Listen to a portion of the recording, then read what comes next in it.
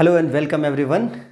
In the last video, we have discussed meaning of circular flow of income and phases of circular flow of income.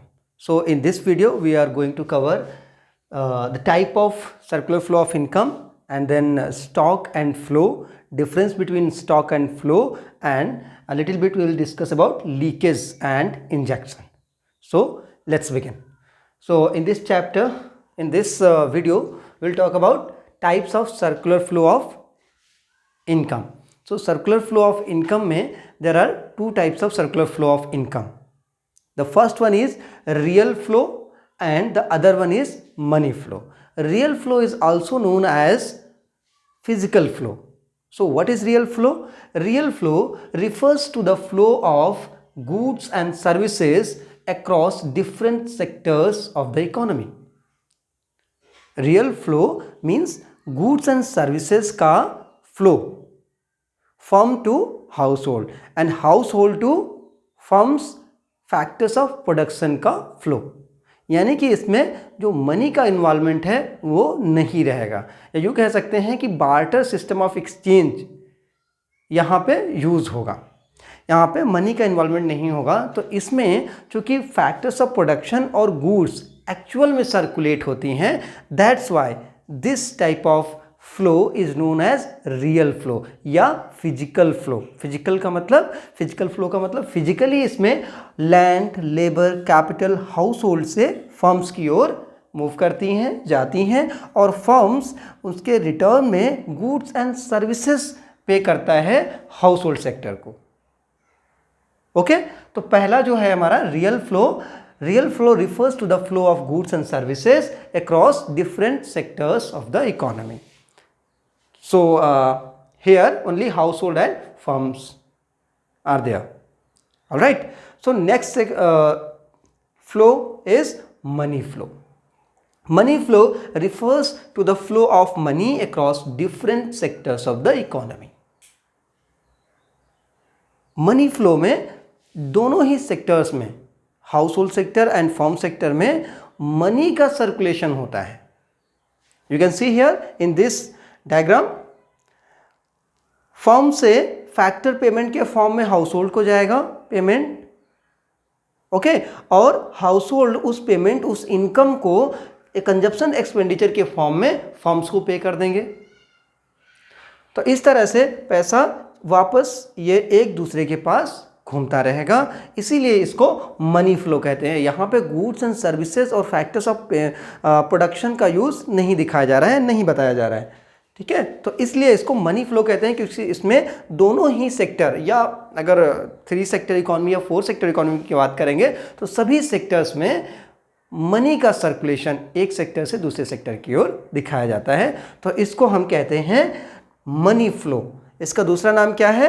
Nominal flow. याद रखना, ये important है कि real flow का दूसरा नाम क्या है? Physical flow. And money flow का दूसरा नाम जो है वो है नॉमिनल फ्लो. ऑलराइट, तो I think this topics are clear to all of you. Now let's move to the next one, that is assumptions. अब हमने सर्कुलर फ्लो के तीनों चीज़ें डिस्कस कर ली हैं, meaning, phases and types. Okay, अब हम अजम्पशंस का एक छोटा सा टॉपिक है जो आपको और क्लैरिटी देगा सर्कुलर फ्लो ऑफ इनकम को समझने के लिए. क्या क्या अजम्पशंस होते हैं सर्कुलर फ्लो ऑफ इनकम में? तो फर्स्ट ऑफ ऑल यहाँ पे देखिए, पहला है house. There are 2 sectors only. हम यहाँ पे हमारे सिलेबस में जो हम पढ़ रहे हैं कि हमने माना कि केवल 2 सेक्टोरल इकोनॉमी है. ठीक है, एक टर्म होता है क्लोज्ड इकोनॉमी. ठीक है, क्लोज्ड इकोनॉमी में 3 सेक्टर होते हैं, house hold, firms and government. तो हम यहाँ गवर्नमेंट को भी नहीं ले रहे हैं, केवल फर्म्स और हाउस होल्ड को ले रहे हैं. तो ये भी एक टाइप से क्लोज्ड इकोनॉमी है. ठीक है, तो 2 ही सेक्टर होंगे इकोनॉमी में. सेकंड जो अजम्पशन है वो क्या है? Household sector supplies factor services only to firms. तो जो हाउस होल्ड है वो केवल और केवल फर्म्स को अपने सारे के सारे फैक्टर्स ऑफ प्रोडक्शन सप्लाई कर देता है. And likewise firm sells their entire output to households. और फर्म क्या करते हैं? जितना भी उनका आउटपुट है वो पूरा का पूरा हाउस होल्ड्स को सेल कर देते हैं. ठीक है, यानी कि जो भी प्रोडक्शन होगा वो पूरा का पूरा सेल कर दिया जाएगा हाउस होल्ड को. हाउस होल्ड के पास जितने भी फैक्टर्स ऑफ प्रोडक्शन है वो पूरे के पूरे फर्म को दिए जाएंगे या फर्म को अपनी सर्विसेज देंगे. Two assumptions. The third assumptions. Fourth one is there are no savings in the economy. There are no savings in the economy.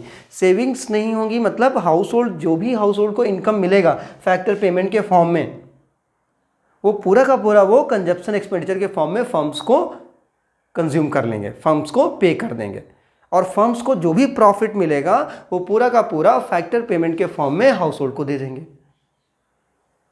ठीक है, इस तरह से कोई सेविंग नहीं करेगा, ना तो हाउस होल्ड अपनी इनकम से सेविंग करेंगे, ना ही फर्म्स अपने प्रॉफिट से सेविंग करेंगे। ठीक है, सेविंग नहीं होगी। तो ये हमारा सर्कुलर फ्लो स्मूथली कंप्लीट होगा। तो ये हो गए हमारे अजम्पशंस, इनको याद रखना, ये जो है कभी कभार पूछ लिए जाते हैं अजम्पशंस एग्जाम्स में। ओके, नेक्स्ट वन क्या है, लीकेज एंड इंजेक्शन। छोटा सा टॉपिक है, आप देख लीजिए लीकेज क्या है और इंजेक्शन क्या है। लीकेज जैसे कि हम जानते हैं लेमेंस लैंग्वेज में, लीकेज किसी रिसाव हो जाना, या अगर पानी की बॉटल है, बकेट है, तो उसमें से पानी का निकल जाना। ठीक है, और इंजेक्शन का मतलब किसी चीज़ को, एक्सटर्नल चीज़ को उसमें इंजेक्ट करना या मिला देना।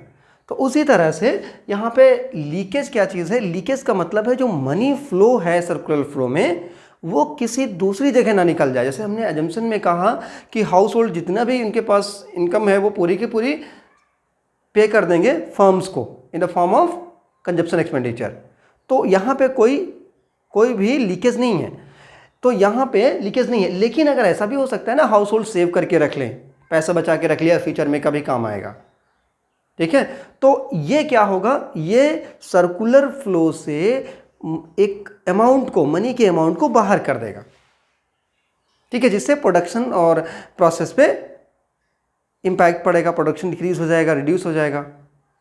ओके, इसी तरह से अगर प्रॉफिट है, फर्म्स के पास प्रॉफिट है, तो वो भी प्रॉफिट से भी सेविंग नहीं करेंगे, पूरा का पूरा वो फैक्टर्स ऑफ पेमेंट को पे कर देंगे। तो ये लीकेज होते हैं। ठीक है, तो लीकेज नहीं होना चाहिए। वैसे तो टू सेक्टर इकोनॉमी में लीकेज तब तक नहीं होगा जब तक फाइनेंशियल जो सिस्टम है वो इंक्लूड ना हो, फाइनेंस जो है उसमें इंक्लूड ना हो। फॉर एग्जांपल बैंक्स और पूरा जो बैंकिंग सिस्टम है, अगर ये नहीं एज्यूम किया गया है, विदाउट फाइनेंशियल सिस्टम लीकेज नहीं होगा। ठीक है, इसी तरह से है इंजेक्शन। इंजेक्शन का मतलब है कि introduction of money in the circulation, in the circular flow of income.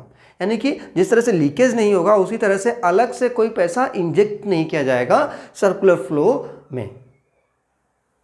ठीक है, इंजेक्ट कैसे किया जा सकता है, जैसे इन्वेस्टमेंट हो गया, गवर्नमेंट ने इन्वेस्ट कर दिया या एक्सपोर्ट कर दिया हमने पैसा गुड्स को, तो वहाँ से पैसा आ जाएगा। तो ऐसा कुछ नहीं होगा।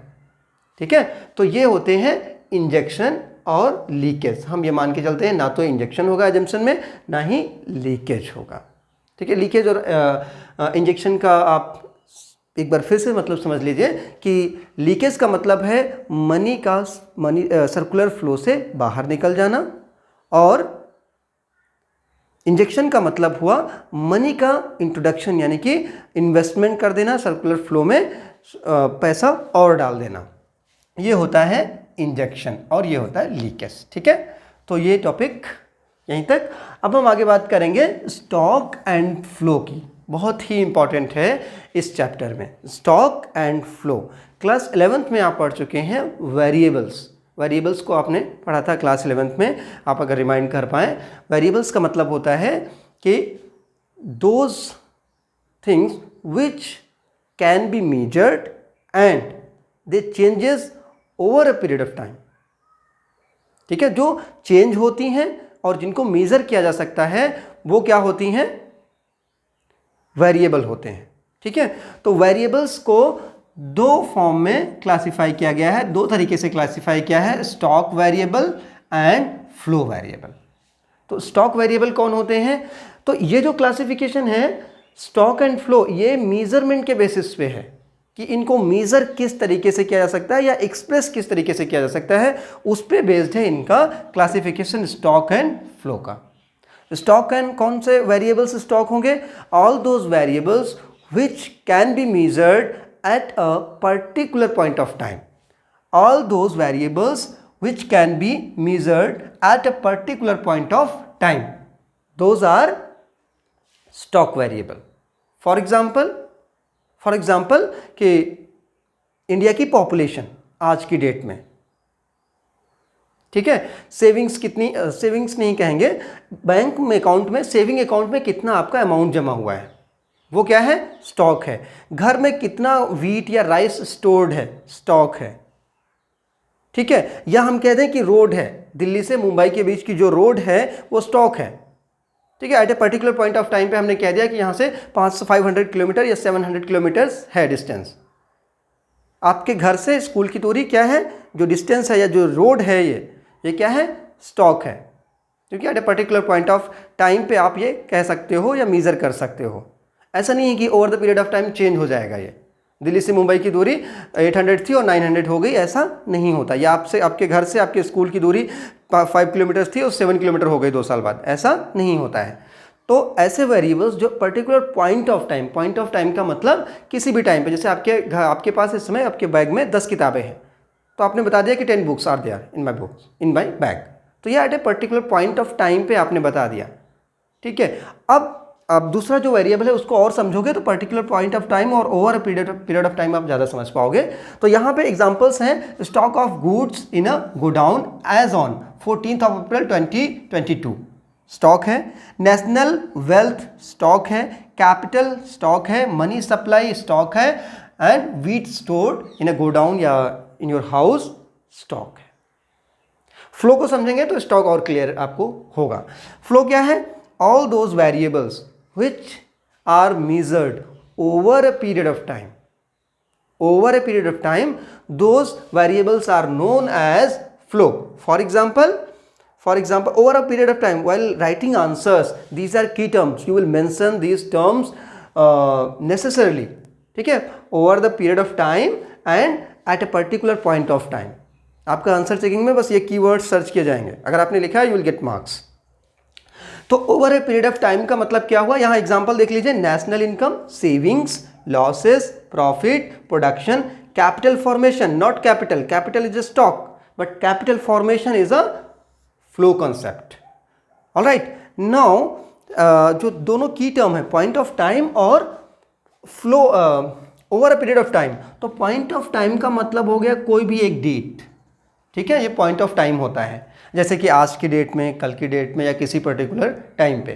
ठीक है, over a period of time का मतलब हो गया जिसमें टाइम डायमेंशन हो, 1 मंथ, 1 ईयर, 1 वीक, 1 डे।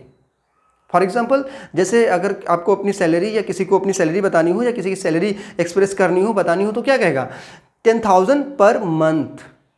वहाँ टाइम डायमेंशन है, per month 30 days are there, तो वो क्या है, वो फ्लो कॉन्सेप्ट है। जैसे नेशनल इनकम है तो कैसे एक्सप्रेस करेंगे, आप न्यूज़पेपर में पढ़ते होंगे कि फाइनेंशियल ईयर 2020-21 में इतने मिलियन प्रोडक्शन हुआ वीट का, तो वो क्या है, पूरा एक पीरियड ऑफ टाइम है, 1 ईयर, 1 फाइनेंशियल ईयर, तो वो है फ्लो कॉन्सेप्ट। ऑलराइट, तो ये है फ्लो कॉन्सेप्ट, और फ्लो कॉन्सेप्ट को आप ये समझ लो, ये है over a period of time. ठीक है, ये 1 to 30 डेज, कोई भी हो सकता है, 1 ईयर हो सकता है, कोई भी, ये टाइम डायमेंशन है। ठीक है, फ्लो जो है वो टाइम डायमेंशनल होता है। पीरियड ऑफ टाइम मतलब फ्लो, कि जिस वेरिएबल को over a period of time measure किया जा सकता है वो फ्लो होता है, फ्लो वेरिएबल होता है। और जिसको पर्टिकुलर पॉइंट ऑफ टाइम पे मेजर करते हैं वो स्टॉक वेरिएबल होता है।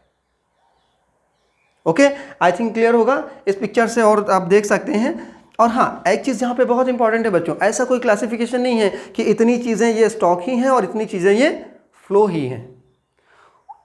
कोई भी कमोडिटी या कोई भी चीज़ है, कोई भी वेरिएबल है, उसको मेजर या एक्सप्रेस किस फॉर्म में किया जाता है, उसके अकॉर्डिंग वो स्टॉक है या फ्लो है, वो चेंज होता रहेगा। जैसे वाटर है, we can't say that absolutely, we can't say that water is a flow और stock, it will depend upon where it is kept. अगर ये किसी टैंक में है तो ये क्या हो गया, टैंक में है अगर, तो ये स्टॉक है, क्योंकि हम कह सकते हैं इसमें 100 लीटर्स या 1 क्यूबिक वाटर है इसमें। ठीक है, 100 लीटर वाटर्स इसमें है, तो ये स्टॉक है। ऐसे नहीं कि 1 घंटे बाद या 1 मंथ में पर मंथ 100 लीटर है या पर ईयर 100 लीटर है, ऐसा कोई एक्सप्रेशन नहीं होता है, ऐसा कोई मेजरमेंट नहीं होता है। टैंक में अगर पानी है, स्टॉक है।